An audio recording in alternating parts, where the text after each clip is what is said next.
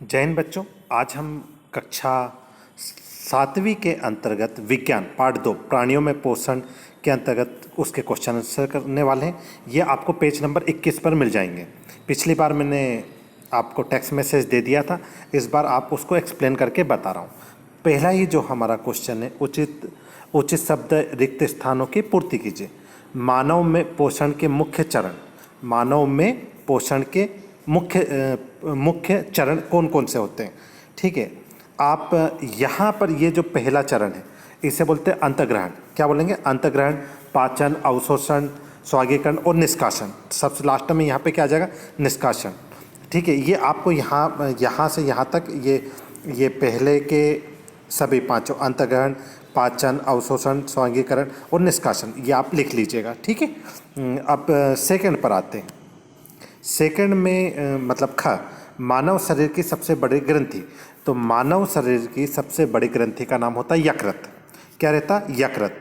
आप यकृत, ये यहाँ पे देखिए, ये सेकंड आपका मिल गया यकृत। ठीक है, ये यकृत आप कहाँ पे लिख लोगे? ये यहाँ पर आप यकृत लिख लीजिएगा। ठीक है, कहाँ पे लिखोगे? यकृत, इसके अंतर्गत। ठीक है, उसके बाद तीसरा जो है, अमाशय में हाइड्रोक्लोरिक अम्ल डैश डैश का स्रावन होता है। तो पाचक रस, यहाँ पर ये यहाँ से यहाँ तक आप क्या लिखोगे? पाचक रस। क्या लिखोगे? पाचक रस। ये यहाँ पे लिखा है पाचक रस। ठीक है, उसके बाद आप इस पर आइए, घ, क्षुद्रा की आंतरिक भित्ति उंगली के समान अनेक प्रवृत्त होते हैं जो कहलाते हैं। तो यहाँ पर लिखोगे आप दीर्घरोम। क्या लिखोगे? दीर्घरोम। ये यहाँ से दीर्घरोम। ठीक है, आप सभी को समझ में आ रहा होगा। दीर्घरोम, ये दीर्घरोम कहाँ पे लिखना आपको? यहाँ पर। ठीक है, ये तीर के निशान से बता देता हूँ कि ये जो दीर्घरोम लिखा हुआ है ना, ये आपको यहाँ पर लिखना है। ये जो तीर घूम रहा है ना, यहाँ पर। ठीक है, अगला है अपना अमीबा में भोजन का पाचन। तो अमीबा में भोजन का पाचन होता है खाद्य धान्य में। कहाँ पर होता है? खाद्य धान्य में। ये आप यहाँ पे लिख लीजिएगा। चलो, ये हो गया। आगे आपसे पूछा है सेकंड जो प्रश्न है हमारा, सत्य और असत्य सत्य एवं असत्य कथनों को चिन्हित कीजिए। पहला क्वेश्चन, मंड का पाचन अमाशय से प्रारंभ होता है। तो इसे हम असत्य, ये क्या होता है? असत्य। तो एक क्रॉस का निशान लगा देते हैं। ठीक है, पहला असत्य हो गया। दूसरा, जीभ लाल ग्रंथि को भोजन में मिलाने में सहायता करती है। तो ये भी असत्य हो गया। तीसरा, पित्ताशय में पित्त रस स्थायी रूप से भंडारित होता है। यहाँ पर ये सत्य है। तो आप इसको क्या कर दोगे? ये जो तीसरा वाला है हमारा, ये सत्य है। उसके बाद रूमिनेंट गिलानी, ये जो क्वेश्चन है यहाँ पर घ वाला देखिएगा। रूमिनेंट गिलानी हुई घास को अपने मुख से वापस लाकर धीरे धीरे चबाते हैं। तो इसे भी क्या कहेंगे अपन? ये सत्य है। ठीक है, ये यहाँ से उतार लीजिएगा। अब आता है निम्नलिखित में से अगला जो है हमारा, निम्नलिखित में से सही विकल्प के चिन्ह को लगाइए। हमारा क्वेश्चन है, वसा का पूर्ण रूप से पाचन जिस अंग में होता है वह। तो इसे बोलेंगे क्षुद्रांश। ये वाला राइट, तीसरा वाला राइट कर लीजिएगा। ठीक है, उसके बाद आप ये जल का अवशोषण मुख्यतः जिस अंग के द्वारा होता है उसे क्या कहते हैं? उसे क्या कहते हैं? ये आपके पास 4 ऑप्शन है।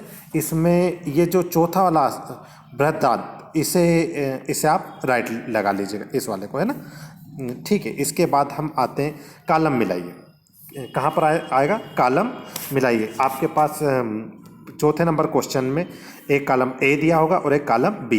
ये आपके पास कुछ इस तरीके से आएगा, मतलब कॉलम ए और कॉलम बी। कॉलम ए के अंतर्गत इस साइड और इस साइड कुछ नाम दे रखे हैं। पहला नाम है हमारे पास कार्बोहाइड्रेट। कॉलम ए का पहला नाम क्या? कार्बोहाइड्रेट।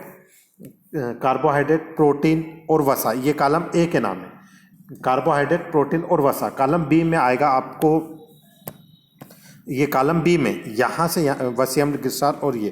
तो आप क्या करोगे कि इसको आप मिला लीजिएगा। देखिए, कार्बोहाइड्रेट का आप शर्करा कर लीजिएगा। क्या कर लोगे? कार्बोहाइड्रेट का, ये जो कार्बोहाइड्रेट है इसका शर्करा कर लीजिएगा। प्रोटीन का अमीनो अम्ल, ये प्रोटीन का अमीनो अम्ल। और वसा का जो वसा है उसका वसा का वसी, अम्ल और ग्लिसरॉल, ये कर लीजिएगा। ठीक है, आपके बुक में दिया है, आप वहाँ से मिला लीजिएगा पेज नंबर 22 पर। इसके बाद हम देखेंगे, उसके बाद हमारे पास क्वेश्चन आता है दीर्घ रोम क्या है। पहला 5वें नंबर का क्वेश्चन है हमारा, दीर्घ रोम क्या है, वह कहाँ पाए जाते हैं और उनके क्या कार्य है। दीर्घ रोम, यहाँ से उत्तर लिखिएगा आप। दीर्घ रोम छोटी आंत की आंतरिक भित्ति पर अनेकों उंगली के आकार के समान उभरी हुई संरचनाएं पाई जाती, इन्हें दीर्घ रोम अथवा रसांकुर कहते हैं। कार्य कार्य में हम लिखेंगे दीर्घ रोम के दीर्घ रोम पचे हुए भोजन के अवशोषण हेतु आंत्र का आंतरिक सतही क्षेत्रफल बढ़ा देते हैं तथा पाचित भोजन को अवशोषण कर रक्त में मिलाने का कार्य करते हैं। कौन करते हैं? दीर्घ रोम। अगला छठा जो क्वेश्चन है हमारा, छठा क्वेश्चन है पित्त। क्या है छठा क्वेश्चन हमारा? पित्त कहाँ पर निर्मित होता है और यह भोजन के किस घटक के पाचन में सहायता करता है?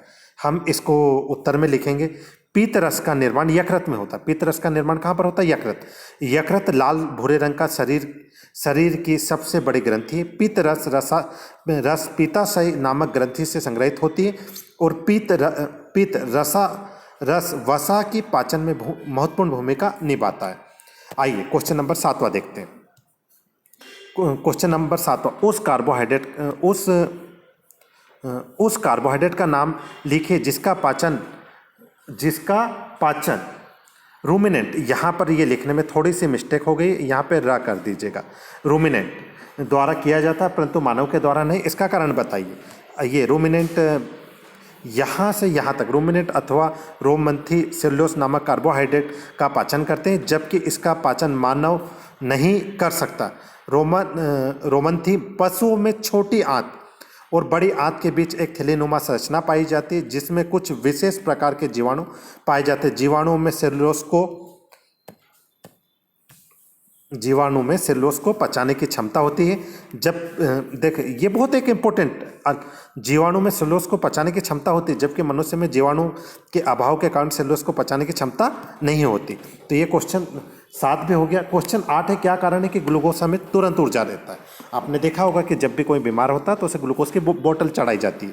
क्या हमें कारण बताना, क्या कारण है कि ग्लूकोज से ऊर्जा तुरंत प्राप्त होती है? हमारे शरीर में ग्लूकोज का विघटन ऑक्सीजन की सहायता से कार्बन डाइऑक्साइड एवं जल में तुरंत हो जाता है। इस प्रक्रम से ऊर्जा मुक्त होती, यही ऊर्जा शरीर के विभिन्न भागों को अति शीघ्रता से उपलब्ध हो जाती है। चलो ये भी क्वेश्चन समझ में आ गया। ग्लूकोज का क्या कारण है? तो हमारे शरीर में ग्लूकोज का विघटन ऑक्सीजन की सहायता से होता है। किसकी सहायता से होता है? ऑक्सीजन। चलो आइए आगे, हमारा जो क्वेश्चन है, क्वेश्चन हमारा 9, पेज नंबर 22। ठीक है, पेज नंबर 22 के अंतर्गत क्वेश्चन नंबर 9, आहार नाल में कौन कौन से भाग द्वारा निम्न क्रियाएं संपादित होती? पचे हुए भोजन का अवशोषण। तो पचे हुए भोजन का अवशोषण कहाँ होता है? हमारे छोटी आंत। आप यहाँ पे क्या लिखोगे? यहाँ से यहाँ तक ये लिख लीजिएगा आप, छोटी आंत। ठीक है, पचे हुए भोजन का अवशोषण कहाँ पर होता है? छोटी आंत। भोजन का चबाना, तो भोजन हम कहाँ पर चबाते हैं? मुख से। तो आप यहाँ पे क्या लिख लोगे? मुख। जीवाणु को नष्ट करना, तो जीवाणु को नष्ट कहाँ पर करना? आमाशय। यहाँ पर क्या आ जाएगा? ये देखिए, तीसरे का क्या आ जाएगा? आमाशय। इसके बाद चौथा, भोजन का संपूर्ण पाचन। भोजन का संपूर्ण जो पाचन होता है वो कहाँ पर होता है? छोटी आंत में। मल का निर्माण बड़ी आंत में। ठीक है, तो आशा करता हूँ ये रिक्त स्थान भी आपको समझ में आ गए होंगे। आइए आगे, क्वेश्चन नंबर 10, मानव और अमीबा के पोषण में एक समानता और एक अंतर लिखिए। क्वेश्चन क्या है? फिर से देखिए आप, क्वेश्चन है हमारा क्वेश्चन नंबर 10। ठीक है, मानव एवं अमीबा के पोषण में कोई समानता एवं कोई एक अंतर लिखिए।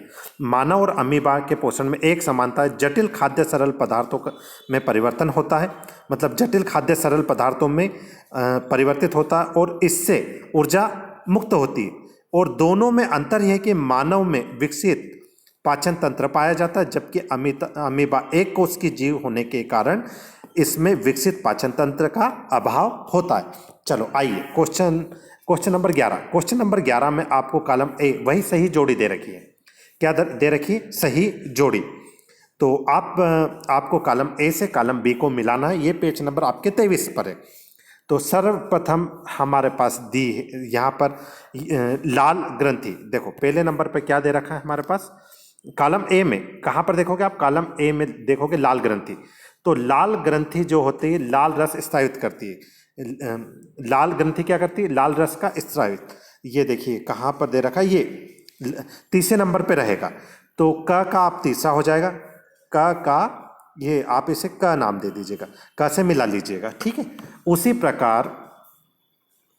प्रकार जो सेकेंड है अमाशय, अमाशय का आपका आएगा, अमाशय का आएगा आपका अम्लों का निर्मोचन। क्या आएगा? अम्लों का निर्मोचन। इसी प्रकार यकृत, यकृत का आएगा पित्त रस का स्त्रावण। क्या आएगा? यकृत का पित्त रस का स्त्रावण। आप इस सभी का स्क्रीनशॉट, ये जो ड है इसका आपका ये 5वें नंबर पे आ जाएगा। और ये लास्ट बिना पचे भोजन का भंडारण, तो इसमें लिख लेंगे हम जल का अवशोषण। एक ये अंतर दे रखे हैं, आप देख लीजिएगा इसमें, है ना। इसके बाद आपको एक चित्र दे रखा है। चित्र आपको मैं चित्र बताता हूँ। ये आप सभी की बुक में कुछ इस तरीके का चित्र दे रखा है। यहाँ पर दिया है कि दिए गए पाचन तंत्र के आलेख का नामांकित कीजिए। मतलब चित्र दे रखा है, आपको नामांकित करना है कि किस अंग को हम क्या कहेंगे।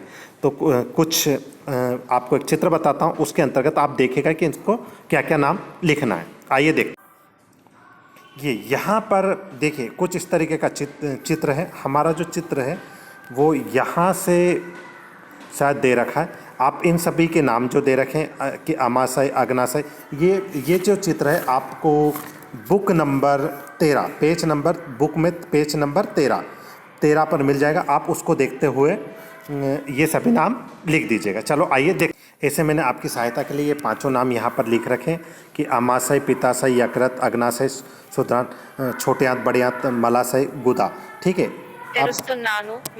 ये आज का हमारा अंतिम इस क्वेश्चन है, क्या हम हरी सब्जियां और घास का भोजन कर जीवन निर्वाह कर सकते हैं? चर्चा कीजिए।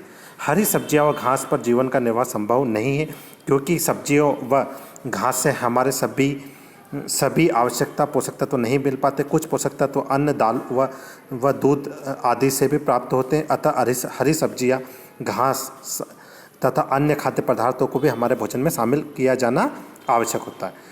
ठीक है। जय हिंद, जय भारत। आज के लिए इतना। सभी अपनी कॉपी में नोट कीजिए।